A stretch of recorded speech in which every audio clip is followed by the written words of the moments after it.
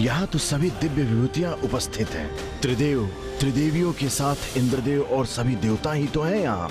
तो फिर यहाँ कौन है ऐसा जो गणेश जी के लिए संकट उत्पन्न करने का कारण बन सकता है?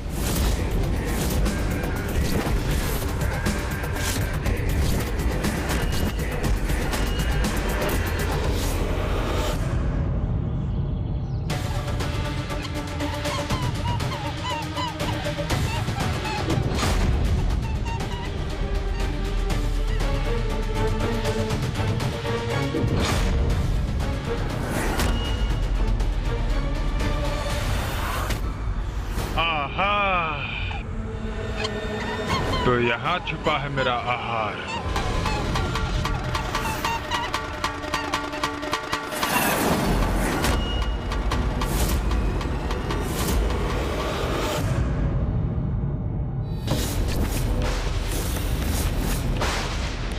उत्तर चाहिए मुझे ज्ञात करना है कि मैं किन का अंश हूं। उनका परिचय चाहिए मुझे। कौन हूं मैं? कौन है मेरे पिता? कौन है मेरे पिता?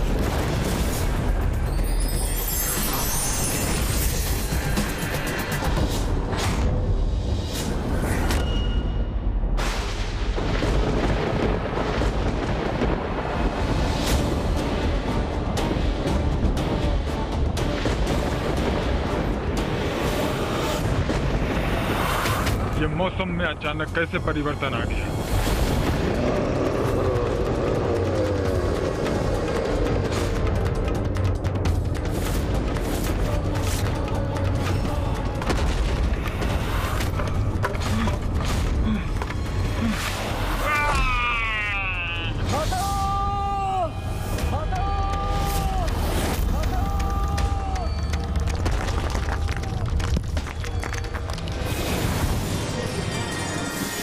माँ, प्रणाम माँ। क्या हुआ पुत्र? तुमने अपना तप क्यों भंग कर दिया? माँ, मैं तप करने का प्रयास अवश्य करता हूँ, किंतु मेरा मन विचलित हो जाता है, व्याकुल हो जाता हूं मैं।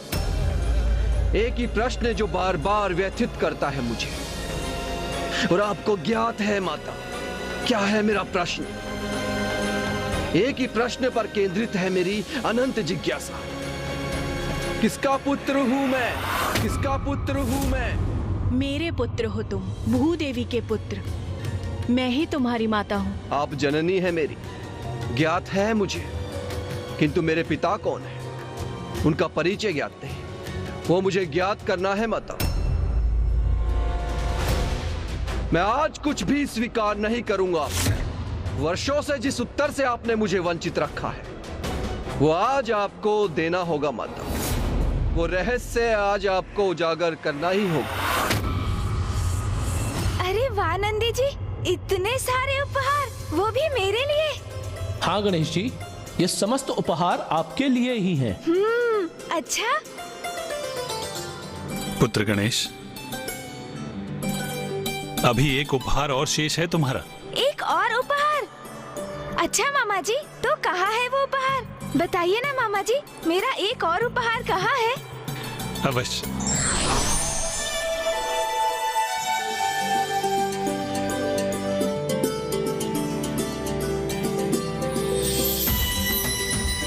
शंख?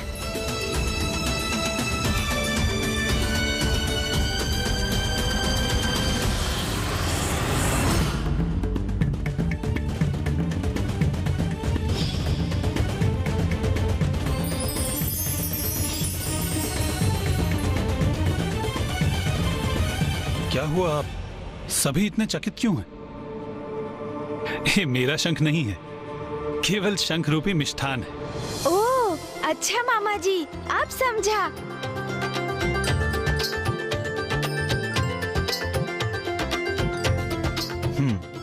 लाइए, दीजिए मामा जी।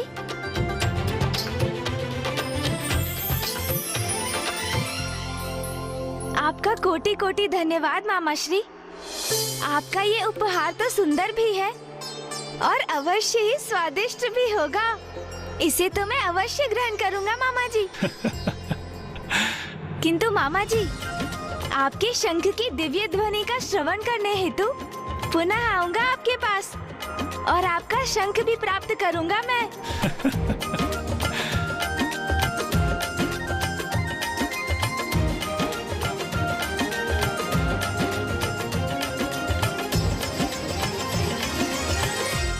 माता, क्या आपको ये ज्ञात नहीं, जब तक मैं अपने पिता से भेंट कर संतुष्ट नहीं होऊंगा, इसी प्रकार अशांति की ज्वाला में झुलसता रहूंगा मैं। उचित है फिर, यदि आपको मेरी माँ, मेरी जननी होकर भी मेरी पीड़ा का आभास नहीं, यदि आप नहीं देख पा रही हैं कि कितनी अधिक पीड़ा और कितने अधिक कष्ट में हूं मैं, फिर आपसे ये प्रश्न पूछने का कोई लाभ नहीं माता। आप मेरी जिज्ञासा शांत कर मुझे इस पीड़ा से मुक्त नहीं कर पाएंगे और मेरा मन निरंतर मुझसे यही प्रश्न करता रहेगा। तो इस प्रकार तड़प तड़प कर जीने से कहीं श्रेष्ठ है कि मैं अपने प्राण त्याग दूं। अब यही एकमात्र उपाय है मेरे समक्ष माता।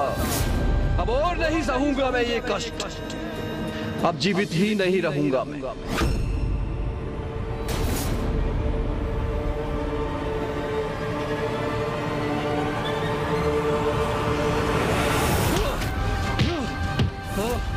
प्राण दे दूंगा अपने में, प्राण दे दूंगा माता।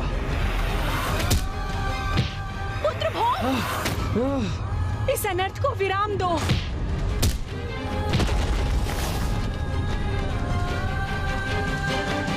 स्वयं को दंडित करने में भी सक्षम नहीं हूं मैं। यदि मैं इतना शक्तिशाली हूं तो अवश्य मेरे पिता कोई महाप्रतापी पुरुष होंगे। उचित है, मैं तुम्हारा उत्तर दूंगी तुम्हें। तुम्हारे पिता स्वयं जगत पिता महादेव हैं। पिता महादेव हैं।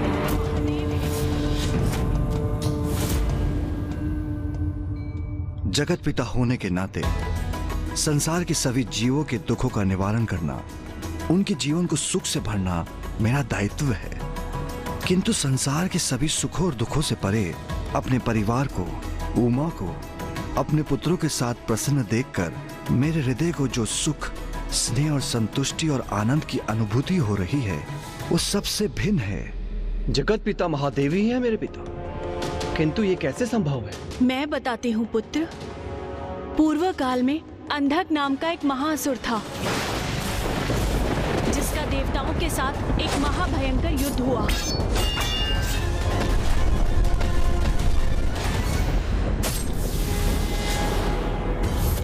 अंधक की दुष्टता को देखकर महादेव अत्यंत क्रोध में थे, जिसके कारण उनके मस्तक पर श्वेत की एक बूंद छलछला गई और वो एक बूंद जब नीचे गिरी तो उसकी अद्भुत ऊर्जा से एक नवीन जीवन का आरंभ हुआ। और जब मैंने उस नन्हे शिशु को अपने हाथों में उठाया तो वो क्रोधपूर्ण रुदन कर रहा था, क्योंकि महादेव के क्रोध से उत्पन्न स्वेद की बूंद से उसका जन्म हुआ था। महादेव द्वारा अंधकासुर के वध के उपरांत मैंने उन्हें इस संपूर्ण घटना का विवरण दिया। प्रणाम महादेव। मैं पृथ्वी हूँ। इस सृष्टि के सभी जीवों का जन्म मुझ पर ही होता है, इसलिए एक प्रकार से मैं उनकी जननी तो हुई, किंतु मेरा दुर्भाग्य देखिए कि मेरे अपनी कोई संतान नहीं। किंतु आज संयोगवश आपके श्वेत की जो बूंद मुझ पर गिरी, उसने इस बालक का रूप ले लिया। महादेव, मुझ पे कृपा करें, आप उसे मेरे पुत्र के रूप में भेंट दे दीजिए।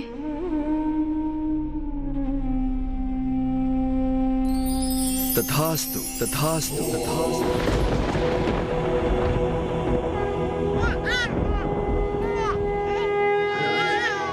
देवी पृथ्वी आज से तुम्हारा पुत्र कहलाएगा और तुम्हारे नाम से जुड़कर इसका नाम होगा भौम, भौम, भौम। कि सत्य आज तक आपने मुझसे छिपा कर रखा माता। तुम मेरे पुत्र हो, मैंने तुम्हारा पालन पोषण किया है, मैं सदा तुम्हारी देखरेख करती हूँ और तुम सदा ही मेरे साथ रहते आए हो। और महादेव कैलाश में अपने परिवार के साथ निवास करते हैं। किंतु माता, मैं भी उनका परिवार हूँ। महादेव मेरे पिता हैं तो मेरे पिता पर भी मेरा अधिकार है, उनका स्नेह प्राप्त करने का अधिकार है मुझे। और उन्हें भी अपने इस पुत्र का परिचय प्राप्त करने का पूर्ण अधिकार है। पुत्र भौम, स्वयं महादेव तुम्हारे पिता हैं। इस सत्य को आत्मसात करना सरल नहीं, इसीलिए इसे समझने के लिए उचित समय लेना, उसके पश्चात ही कुछ करना। माता, आपने मेरी बात का मान रखा, मुझे मेरे पिता का परिचय दिया, किंतु अब जो मुझे उचित लगेगा मैं वही करूंगा। आवेग में आकर कुछ मत करना पुत्र। एक पुत्र का पिता पर अधिकार है, इसमें आवेग का प्रश्न ही कहां उठता है माता। और सत्य तो यह है कि मैं अपने पिता से भेंट करने के लिए बहुत प्रतीक्षा कर चुका हूं। कैलाश जाऊंगा मैं, ये निर्णय ले चुका हूं।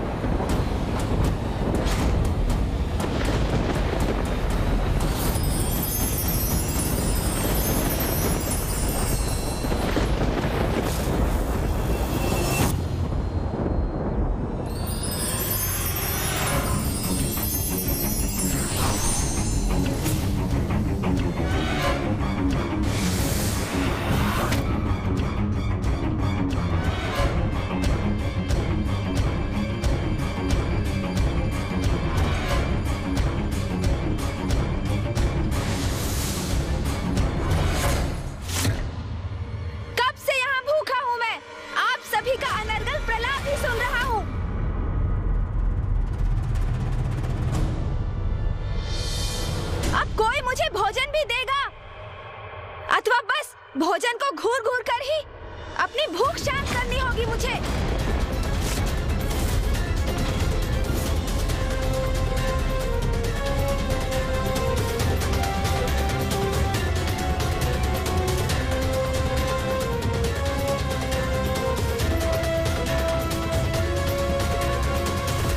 नहीं पुत्र, कैलाश जाना उचित नहीं, और आज के दिवस तो कदापि नहीं। क्यों आज क्यों नहीं? ऐसा क्या विशेष है आज? आज कैलाश पर बहुत बड़ा उत्सव है पुत्र।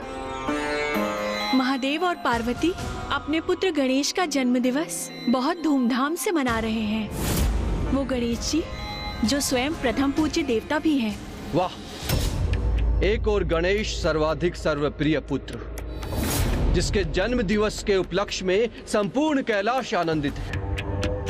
एक मैं हूं भौम, तिरस्कृत परित्यक्त पुत्र, जिसका नाम महादेव को कोई स्मरण है ना कोई चिंता। मुझे भौम के नेत्रों में गणेश जी के प्रति ईर्ष्या और द्वेष स्पष्ट दिखाई दे रहे हैं। कहीं इसके कारण उससे कोई अनर्थ न हो जाए। पुत्र भौम, तुम्हारा ये विचार महादेव को दोष देना सर्वथा अनुचित है।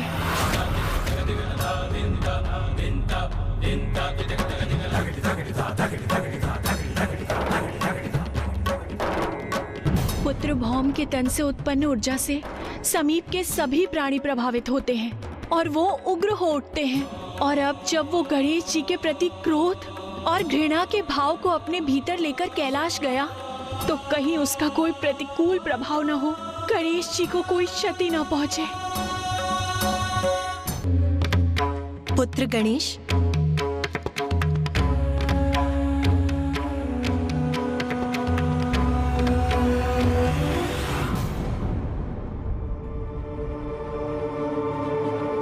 क्या हुआ माँ? ये सभी मुझे विस्मय भाव से क्यों देख रहे हैं?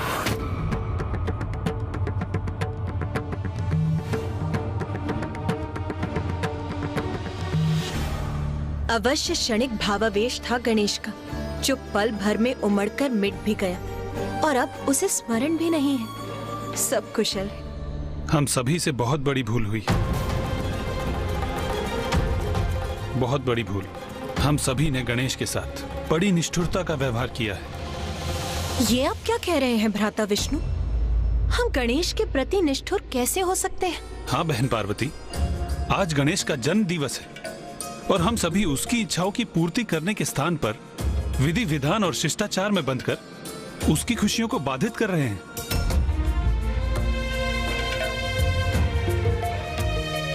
जो भी विधि विधान है वह अवश्य पूर्ण होंगे, किंतु हमें गणेश को उसके भोजन से वंचित नहीं रखना चाहिए।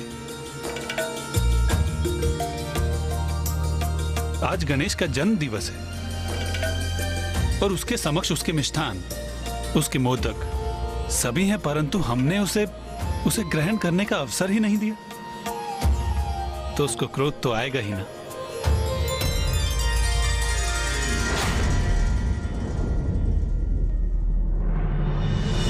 उचित कह रहे हैं भ्राता विष्णु। भूख तो साधारण जीवों के हृदय में क्रोध जागृत कर देती है, तो फिर गणेश का क्रोधित होना तो स्वाभाविक ही है। आप उचित कह रहे हैं भ्राता विष्णु। भूल मुझी से हुई है। मुझे सर्वप्रथम उसे भोजन कराना चाहिए था। हाँ माँ, मुझे अत्यंत भूख लगी है, जो आपके हाथों से मोदक खाकर ही तृप्त होगी। आप मुझे खिलाएंगी ना माँ? खिलाइए ना माँ।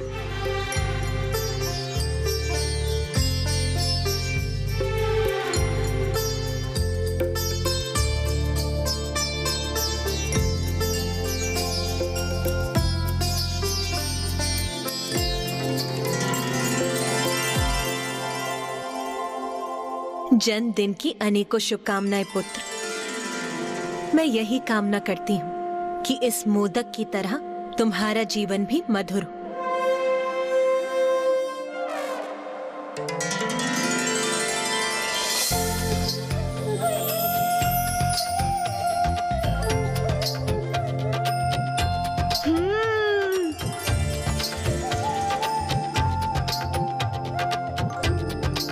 अति स्वादिष्ट।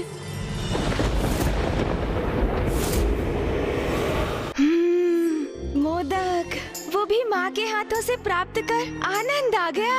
आहा, पिताश्री, माँ ने तो मुझे इस उत्सव से चकित किया है, और भैया ने मेरी रुचि के अनुसार यहाँ की सज्जा की है। किंतु आप मुझे कोई उपहार नहीं देंगे क्या पिताश्री? सर्वथा उचित प्रश्न किया है गणेश ने। कहिए महादेव, आप अपने पुत्र के जन्म दिवस पर कोई उपहार नहीं देंगे?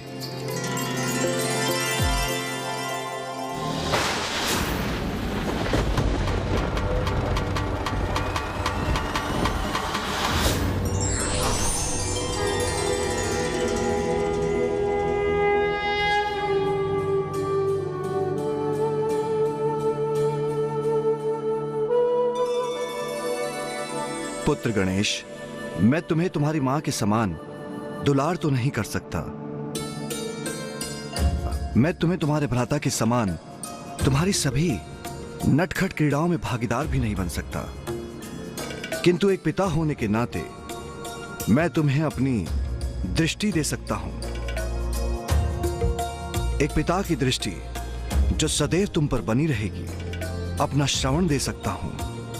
एक पिता का श्रवण जो सदैव तुम्हारा स्वर सुनेगा। मैं तुम्हें अपनी वाणी दे सकता हूं। एक पिता की वाणी जो सदैव तुम्हारा मार्गदर्शन करेगी। मैं तुम्हें अपनी भुजाएं दे सकता हूं।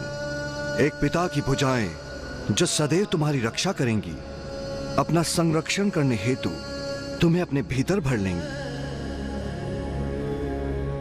मैं तुम्हें अपने कंधे दे सकता हूं। एक पिता के कंधे जो सदैव तुम्हारा दायित्व का बोझ उठाने में सहायक बनेंगे। जन्म दिवस तो तुम्हारा है पुत्र, किंतु जिस दिवस से तुम हमारे जीवन में आए हो, हमारे लिए वरदान स्वरूप हो, हमारे जीवन के अमूल्य उपहार हो तुम। जन्म दिवस की शुभकामनाएं पुत्र। पुत्र गणेश, लो, अपना उपहार स्वीकार करो।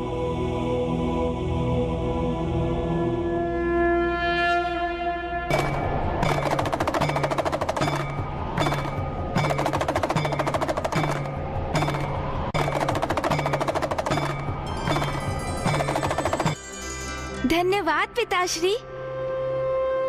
इससे तो मधुर ध्वनि भी उत्पन्न होती है। पुत्र गणेश, मैंने तुम्हारे मामा के विपरीत तुम्हें एक वास्तविक डमरू प्रदान किया है।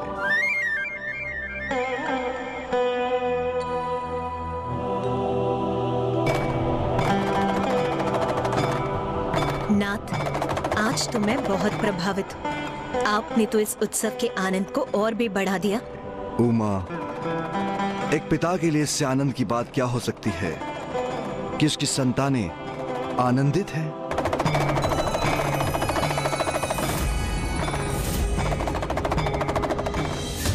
जगत पिता महादेव का आशीष है प्रथम पूज्य गणेश को, वो कैसे व्यर्थ जा सकता है? तो गणेश जी पर कोई संकट कैसे आ सकता है? कदाचित चित्रगुप्त जी से ही अपनी गणना में कोई भूल हुई है। और वैसे भी मंगल मूर्ति विघ्नहर्ता गणेश का कोई ग्रह दोष कैसे अमंगल कर सकता है? वो तो स्वयं परम ब्रह्म है।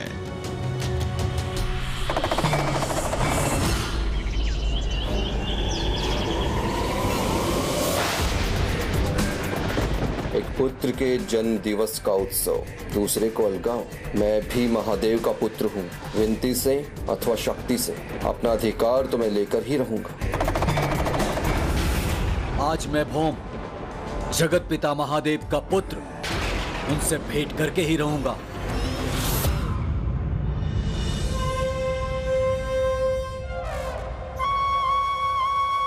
अरे वाह, इतने सारे मिष्ठान। पुत्र गणेश, संकोच मत करो। यदि तुम्हारी इच्छा है तो तुम्हें तुम्हारे उपहार खोलने की अनुमति है पुत्र। माँ, उपहार तो मैं कभी भी देख सकता हूँ, किंतु मेरा सर्वाधिक आकर्षण तो उन सभी मिष्ठानों में है। उन्हें ग्रहण कर सकता हूँ ना माँ? अवश्य पुत्र। अरे अरे देवी पार्वती, आप तो अपने पुत्र को मोदक खिला चुकी हैं। हाँ देवी पार्वती, अब हमें भी अवसर दीजिए। हम भी पुत्र गणेश को ये मिष्ठान खिलाना चाहते हैं जो हम उसके लिए अपने हाथों से बनाकर लेके आए हैं। अवश्य। देवी सरस्वती, सर्वप्रथम आप ही खिला दीजिए। नहीं देवी लक्ष्मी, सर्वप्रथम आप खिलाइए। नहीं नहीं देवी सरस्वती, पहले आप। नहीं देवी, आप खिलाइए। नहीं देवी सरस्वती, पहले आप। गणेश को अपने हाथों से मिष्ठान खिलाने का आनंद तो मैं भी प्राप्त करना चाहती हूँ। ओहो, बुआ जी और मामी जी तो एक दूसरे को ही आगे बढ़ने को कह रही है, किंतु दोनों में से ये कोई भी नहीं समझ पा रहे हैं कि अब ये मिष्ठान मेरे मुख में प्रवेश करने में एक पल की भी प्रतीक्षा नहीं करना चाहते।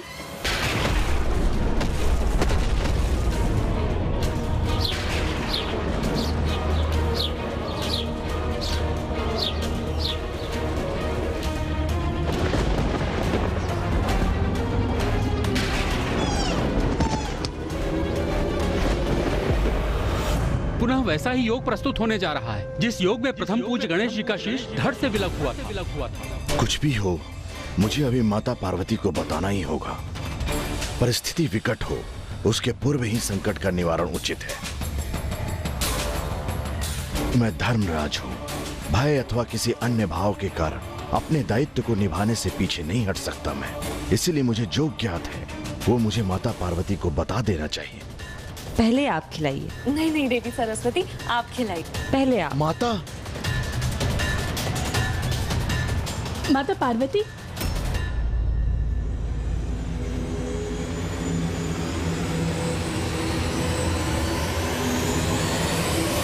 माता लक्ष्मी और माता सरस्वती को समझाइए ना कि वो शीघ्र निर्णय लें, क्योंकि मैं भी गणेश जी को अपने हाथों से मिष्ठान खिलाने के लिए ललायित हूँ। मुझे भी अवसर प्राप्त होना चाहिए। अवश्य देवी शची।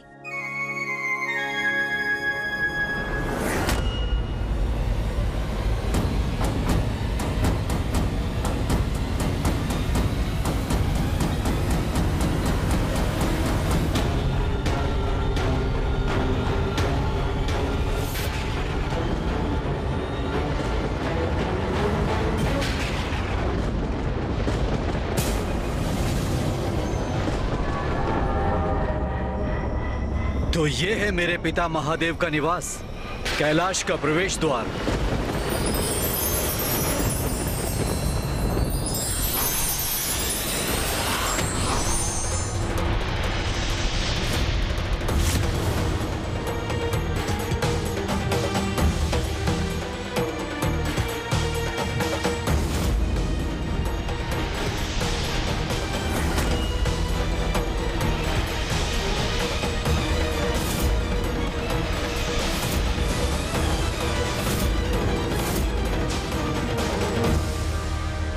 पुत्र गणेश, देवी शची कितने स्नेह से तुम्हें अपने हाथों से मिष्ठान खिलाना चाहती हैं और तुम उन्हें उसका अवसर ही नहीं दे रहे हो।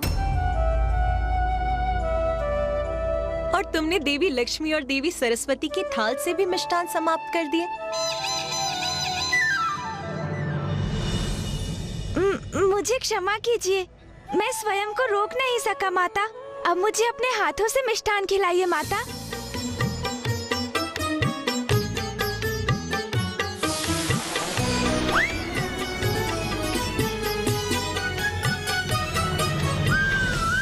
प्रतीत होता है गणेश का ध्यान पूर्ण रूप से भोजन पर ही है और उसकी इस एकाग्रता को भंग करने का कोई उपाय नहीं।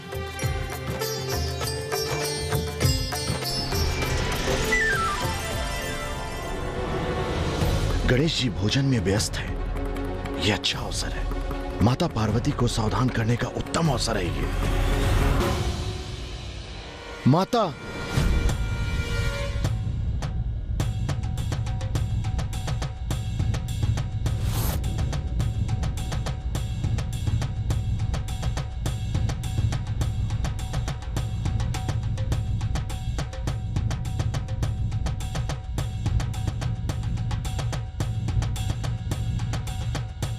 भैया तो ढोल का स्वर उत्पन्न कर रहे हैं। भैया आप ढोल बजाइए और मैं डमरू। हे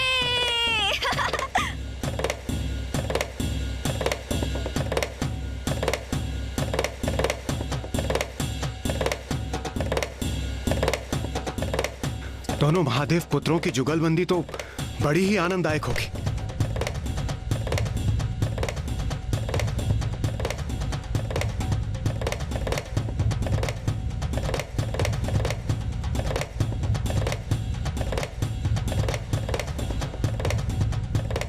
माता,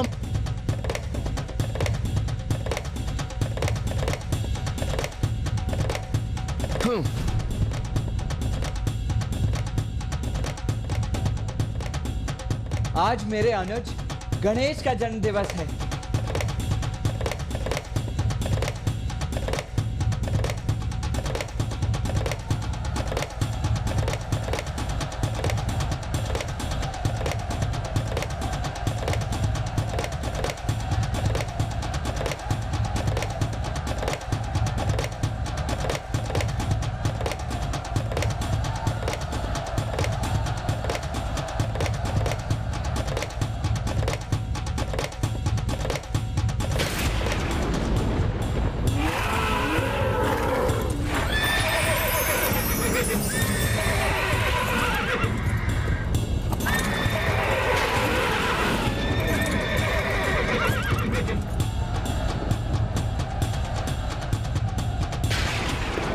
तोतला जी। हाँ दी। आपने कुछ सुना? नंदी दी, मैं तोतला अवत्य हूँ, लेकिन मेरी प्लवन तत्ती प्रभावित नहीं है। ढोल बजले तुम लाओ तब तुम ले। अरे ढोल बज रहे हैं तो मुझे भी सुनाई दे रहा है, किंतु बाहर से ये पशुओं की चित्कार। पशुओं की चित्कार? हाँ, क्या वो सुनाई दे रही है आपको? हाँ नंदी दी, ध्वनिया तो मुझे भी आ रही है। बोलिए, ध्वनिया नहीं बालते आ रही है। तोतला जी, हमें बाहर जाकर देखना चाहिए कि देवताओं के वाहन इतने व्याकुल क्यों हो रहे हैं। आइए चलिए।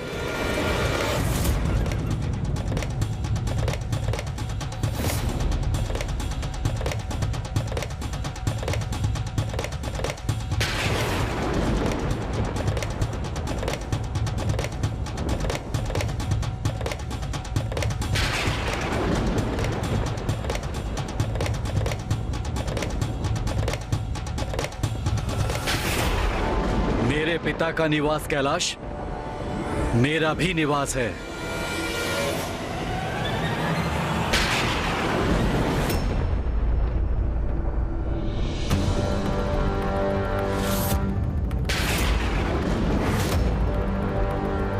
तोतला जी, कौन है ये और ये यहाँ क्यों आया है और इससे ये रक्तवर्णी वाष्प क्यों उत्पन्न हो रही है?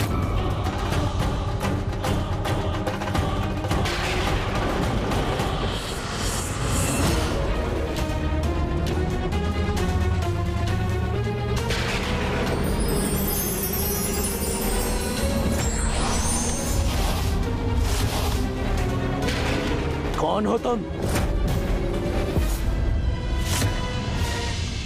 मैंने पूछा कौन हो तुम? सुना नहीं क्या तुमने? श्रवण शक्ति क्षीण हो गई है क्या तुम्हारी? कहां जा रहे हो? कुछ ज्ञात भी है तुम्हें? मैं भौम हूँ। हाँ तो दामू क्या चला? ये महादेव के गण हैं। इतने अहंकारी और असभ्य। शिष्टाचार का तो जैसे इन्हें लेस मात्र ज्ञान ही नहीं है। भौम हो तो हो गए, उससे हमें क्या? नाम के आगे भी कोई परिचय है तुम्हारा? तो दो हमें। मैं भौम महादेव पुत्र हूँ। उनसे भेंट करने आया हूँ।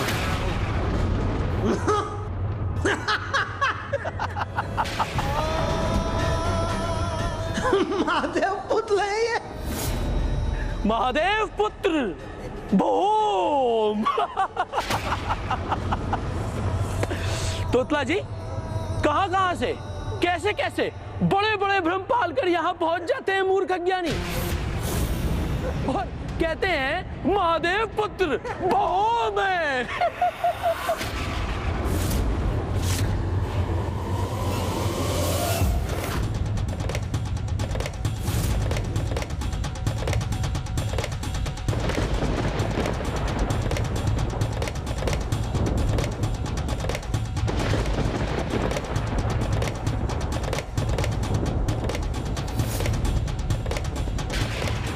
ये क्या कर रहा है गणेश?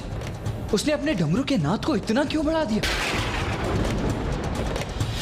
ना मैं मूर्ख हूँ ना अज्ञानी, और सत्य तो वही है जो माता ने मुझे बताया।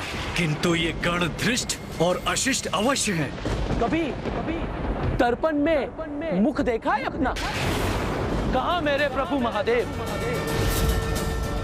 उनके पुत्र देव सेनापति कुमार कार्तिकेय और प्रथम पूज्य गणेश जी, और कहाँ तुम?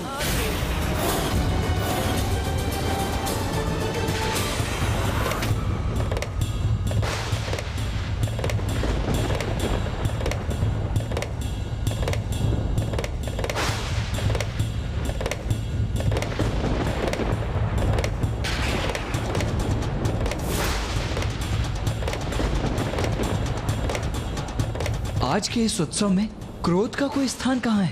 फिर गणेश अपने डमरू के नाद से क्रोध का प्रदर्शन क्यों कर रहा है?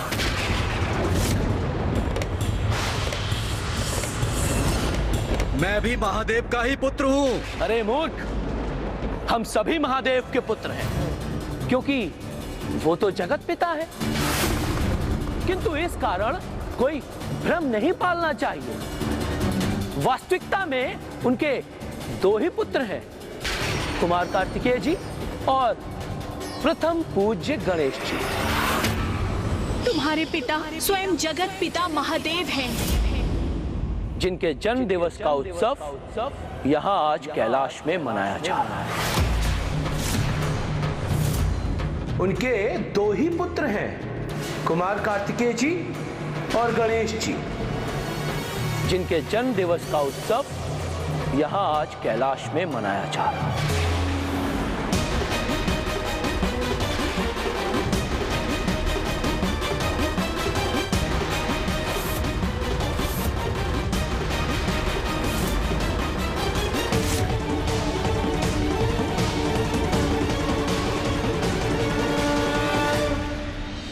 चलो प्रस्थान करो यहां से। महादेव के दर्शन के लिए तो यहां अनेकों भक्त आते हैं, तुम भी आ जाना। उत्सव संपन्न होने के पश्चात अभी वो अपने पुत्र के साथ व्यस्त हैं। तुम दोनों समझने के लिए तैयार क्यों नहीं हो? मैं भी महादेव का ही पुत्र हूँ, किंतु जो सत्य है वो समझने के लिए कभी ना कभी तुम्हें विवश होना पड़ेगा। और महादेव को भी यदि अभी उनसे भेंट कर अपना परिचय दे सका तो उचित है, अन्यथा अन्य रूप धारण कर सत्य उनके समक्ष अवश्य आएगा। कैलाश जैसे पवित्र स्थान पर असत्य को सत्य कहने की धृष्टता करते हुए लज्जा नहीं आती तुम्हें? तुम यहाँ से जाते हो, अन्यथा मैं तुम्हें यहाँ से जाने के लिए विवश करूं।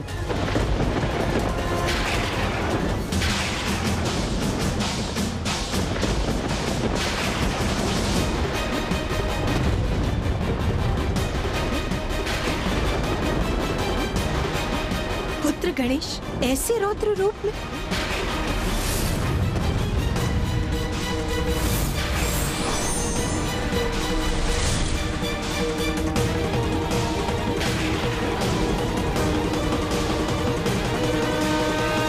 मेरा यहाँ किसी से युद्ध करने का प्रयोजन नहीं, किंतु पुत्र का पिता से भेंट करने की इच्छा रखना कोई अपराध तो नहीं। अपितु पिता का पुत्र को अस्वीकार करना अवश्य अनुचित है, और अनुचित का परिणाम कभी उचित नहीं होता। जा रहा हूं मैं, किंतु पुनः आऊंगा। जाओ जाओ। और हाँ, जब पुनः आओगे तो अपना महत्व बढ़ाने के लिए, सभी का ध्यान अपनी ओर आकृष्ट करने के लिए शिव पुत्र हूं, ये मत कहना। ये देव पुत्र है।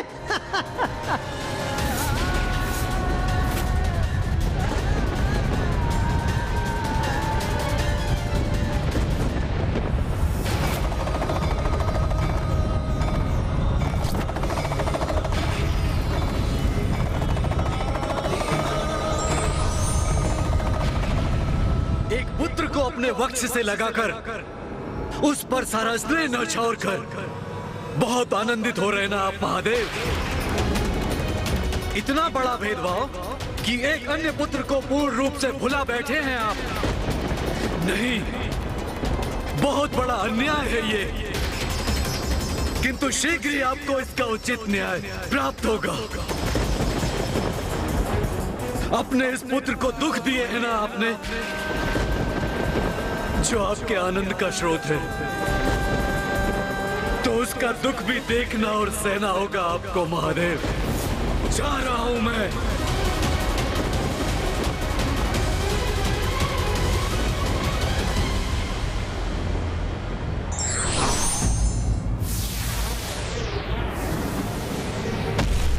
पुत्र गणेश,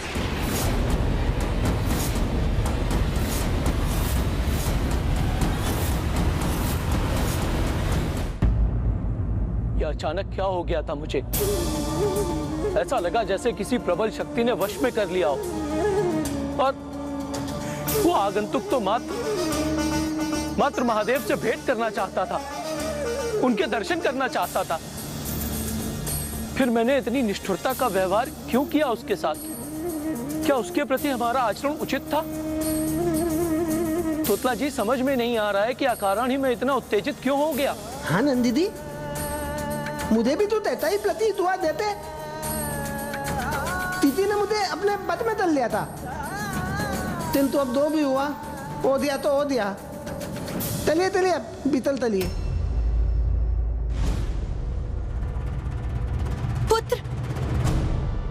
पुत्र तुम कुशल तो हो ना? हाँ माँ, ज्ञात नहीं अकस्मात मुझे क्या हो गया था। कदाचित मुझे भूख लगी है, इसीलिए ऐसा हुआ होगा माँ। अब हमें प्रस्थान करना चाहिए। हाँ, आज पुत्र गणेश का जन्म दिवस है और उसे बहुत भूख लगी है। अभी हमें उसे शांतिपूर्वक भोजन करने देना चाहिए।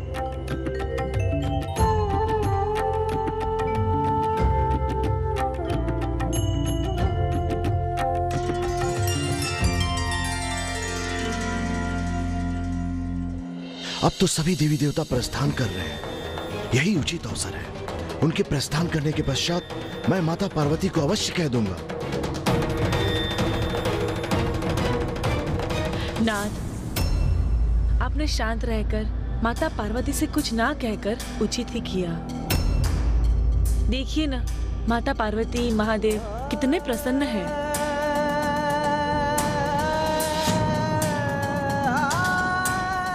देवगण, आप सभी मुझे अत्यंत प्रिय हैं और मैं अत्यधिक प्रसन्न हूं कि आप सभी गणेश के जन्मोत्सव में उपस्थित रहे। इसलिए आप सभी को अनेकों धन्यवाद।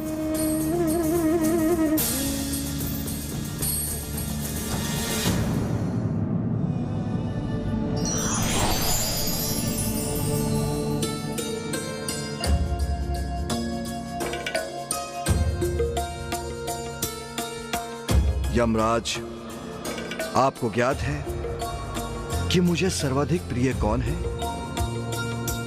जो सर्वाधिक प्रिय देवता हैं और जो मेरे हृदय के सबसे निकट है, वो हैं आप। मैं महादेव? हाँ, कभी कभी जो नैतिक दृष्टि से उचित प्रतीत होता है और जो हमारा दायित्व है, उसमें विरोधाभास होने के कारण एक बड़ा अंतर्द्वंद उत्पन्न होता है। किंतु आप मुझे सर्वाधिक प्रिय इसलिए हैं क्योंकि आप तो धर्मराज हैं। आप तो सदैव अपने धर्म और कर्तव्य पर अडिग रहते हैं। कोई भी द्वंद आपको विचलित नहीं करता। प्रत्येक परिस्थिति में लाभ हानि की चिंता किए बिना जगत कल्याण हेतु अपने धर्म का पालन करते हुए आप मुझसे भी संघर्ष करने पर विवश हुए, किंतु पाप ने अपने धर्म पथ का त्याग नहीं किया। धर्म के प्रति आपकी अटूट निष्ठा के कारण ही आप मुझे सर्वाधिक प्रिय हैं।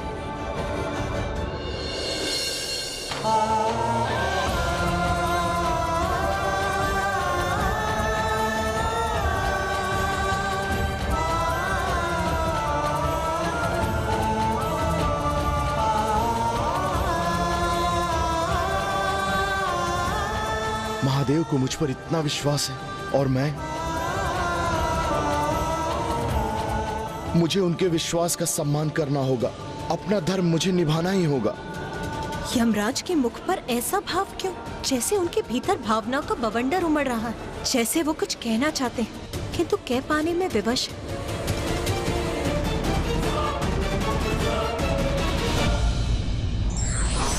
विशेष हो या साधारण, हमें अपने द्वार पर आए सभी आगंतुक का सम्मान कर उसके आगमन के उद्देश्य को भली भांति समझना चाहिए। For more updates, subscribe to our channel, click the show links and enjoy watching the videos.